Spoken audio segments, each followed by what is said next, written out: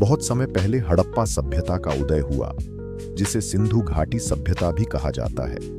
यह सभ्यता लगभग 2500 ईसा पूर्व के आसपास विकसित हुई और आज के भारत और पाकिस्तान के क्षेत्रों में फैली हुई थी।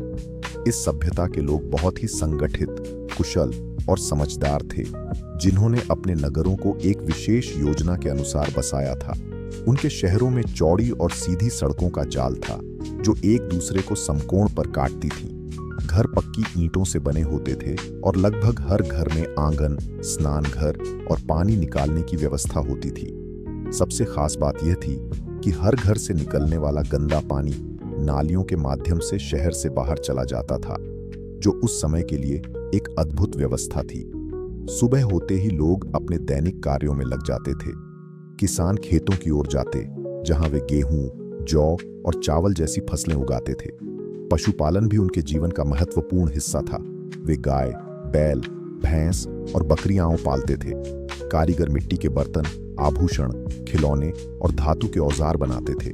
उनकी कला में निपुणता साफ दिखाई देती थी। नगरों में बाजार भी होते थे, जहां वस्तुओं का आदान प्रदान होता था। व्यापार केवल स्थानीय ही नहीं, बल्कि दूर दराज के क्षेत्रों से भी होता था, जैसे मेसोपोटामिया। इस व्यापार के लिए वे नाप तौल की एक समान प्रणाली का उपयोग करते थे, जिससे लेन देन में पारदर्शिता बनी रहती थी।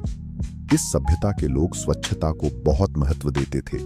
सड़कों की नियमित सफाई होती थी और जल निकासी की व्यवस्था इतनी उन्नत थी कि आज भी उसे देखकर आश्चर्य होता है।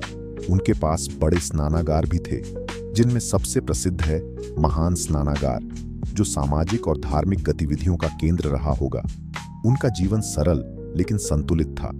वे प्रकृति के साथ सामंजस्य बनाकर रहते थे। शाम को परिवार एक साथ बैठकर भोजन करता और दिन भर के कार्यों के बाद विश्राम करता। समय के साथ यह महान सभ्यता धीरे धीरे समाप्त हो गई, लेकिन इसके पीछे के कारण आज भी पूरी तरह स्पष्ट नहीं है। कुछ लोग इसे जलवायु परिवर्तन, तो कुछ नदी के मार्ग बदलने से जोड़ते हैं। फिर भी हड़प्पा सभ्यता आज भी हमें सिखाती है कि एक सफल समाज के लिए स्वच्छता, योजना, मेहनत और सहयोग कितने आवश्यक हैं। यह सभ्यता केवल इतिहास नहीं, बल्कि एक प्रेरणा है, जो हमें बेहतर जीवन जीने का मार्ग दिखाती है।